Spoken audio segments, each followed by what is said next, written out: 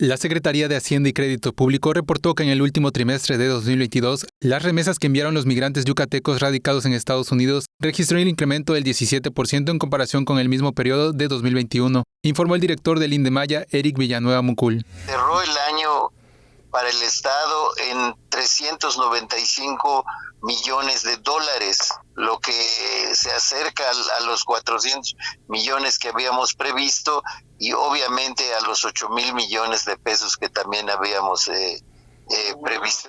La cifra representa unos 8,000 millones de pesos que contribuyen a la economía del Estado. Ya no solo es un beneficio para las familias, que es desde luego indiscutible el tema, y no solo también para los municipios, que es una cantidad de recursos muy importantes, sino para toda la economía estatal. Con imágenes de Jorge Quimé e información de Álvaro Martínez, Tele Yucatán te informa.